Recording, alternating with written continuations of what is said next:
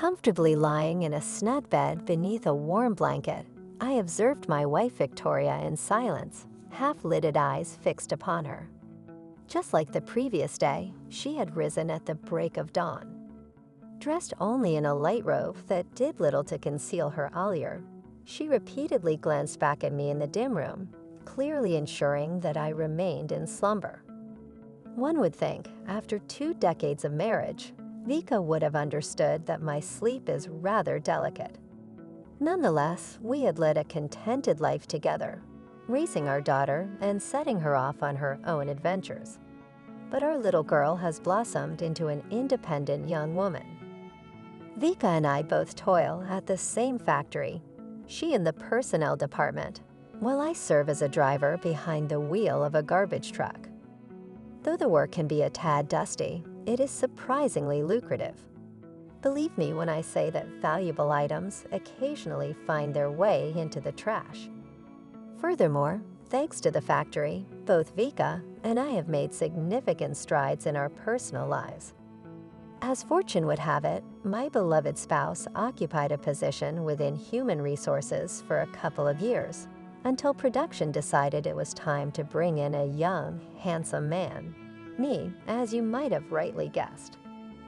Of course, it would have been nothing short of a sin to let such a breathtaking chance slip through my fingers, especially when fate served it up on a platter in the guise of an olive-skinned beauty with curves to die for and legs that seemed to stretch on forever. My gaze was riveted on this enchanting woman as she nervously filled out the paperwork, a rosy blush creeping up her cheeks in response to my flattery. In that moment of awkward charm, I made a definite decision: she would be mine. Now, when Arkasha makes up his mind, it's as good as done. True to form, less than a year had passed before I escorted her to the marriage bureau. There I slipped a substantial gold ring onto her delicate finger. The years that followed were nothing short of bliss, and I often marveled at my good fortune. She turned out to be an absolute catch, a docile sweetheart in everyday life, and a wild vixen between the sheets, fiercer than a panther. Finding such a balance was no easy feat, especially given my considerable experience before tying the knot. Despite all odds, my wife and I have lived harmoniously for many years, a testament to my graying hair, marking the passage of time and the wisdom accrued. Not once did she ever give me a reason to question her loyalty. This gift, as it seemed, was destined to last indefinitely, at least until yesterday. Just the day before, I had taken a brief hiatus from work to fix the roof of our snug little abode. At the same time, Vika had just returned from a rejuvenating vacation in Egypt with a friend, wrapping up her final days of rest and relaxation. Naturally, you may wonder why I didn't opt for a resort getaway. The answer is simple. For a true Russian man, there is no greater joy than swaying in a boat with a fishing rod in hand, marveling at our breathtaking sunrises and sunsets. And if you have a bowl of crispy pork cracklings to accompany you, it's pure bliss. Let those who crave other adventures embark on those sea voyages to foreign lands. However, Vika returned from the resort somewhat different, seemingly influenced by the southern sun and saltwater. Yet she became an even more pliable and obliging wife. Her eyes sparkled with a joyful glow that words cannot capture. Naturally, I couldn't help but rejoice at such a transformation, and I fervently wished for it to never fade. But yesterday morning, I sensed that something was amiss when my wife sneaked out of the house wearing a rather revealing outfit. She had always been quite conservative in her choice of clothing, but now she donned a short dress that showcased her strong thighs with remarkable height. Pretending to be fast asleep, I observed as Vika returned an hour later, still casting glances in my direction. In the blink of an eye, she changed into her usual nightgown and hurriedly crawled into bed. All day long, I hesitated to ask directly where my wife was heading at such a romantic hour. But eventually, I opted to play the sleuth and catch the cheater in the act, as they say. Clearly, my beloved was unashamedly betraying me. And tonight, while I pretended to snore away, she slipped on some very revealing stockings, topped by a tight red skirt, and finished off with a snazzy white blouse. In this getup, she resembled more of a gaudy schoolteacher than a loyal spouse. Casting me one last piercing glance, Vika silently crept out of the room, shutting the door softly behind her. Faster than a bolt of lightning, I leaped out of bed, threw on a pair of tights and my favorite t-shirt adorned with Soviet sayings, and dashed out of the house after her. The one in the high heels, swaying her hips gracefully, strutted down the moonlit street with pride. Ducking behind the bushes, I trailed her, eagerly imagining the moment I would confront my bold rival and unload my every thought onto the betrayer. Before long, Vika veered off the main road and ventured deep into a petite forest. The meandering path within led to a diminutive train station, although I was aware that trains were not running at that time. So the question lingered, where could my wife possibly be headed? My curiosity was soon sated when, standing before a modest waiting room, Vika tapped her glossy nails gently upon the lone illuminated window. Captivated, I sheltered myself behind a majestic oak tree, my eyes wide with astonishment, as she slipped through the swiftly shutting door. Yet even with their haste, I managed to catch sight of a burly, bearded man sporting a navy uniform shirt. None other than Mikhalich, the station master.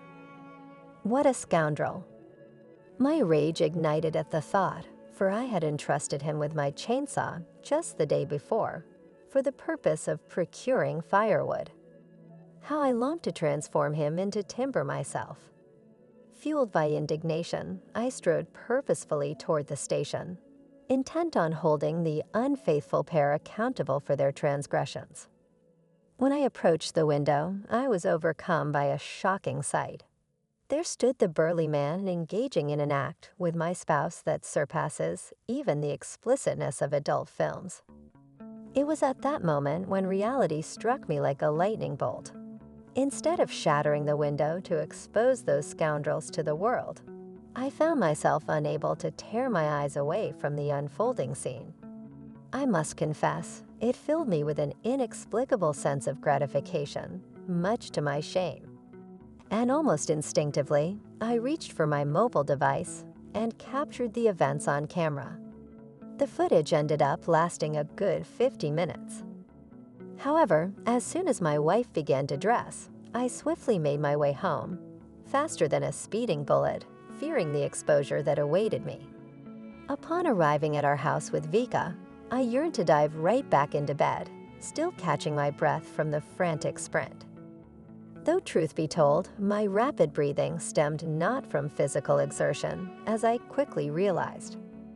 But then, as if by happenstance, my eyes fell upon my wife's mobile phone resting upon the coffee table. At that very moment, the screen illuminated, announcing the arrival of a message on a messaging app. Perhaps the lover is expressing gratitude for the pleasure. I pondered, seizing the opportunity to retrieve the phone.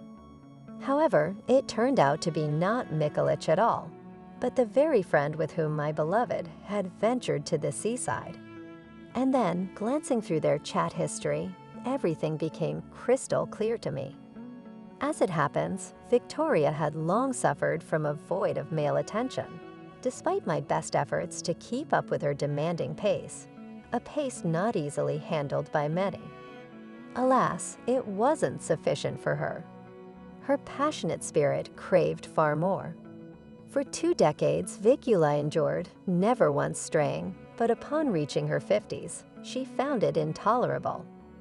On a friend's advice, she sought the services of a lover, and in the process, complimented me so outrageously that it nearly moved me to tears.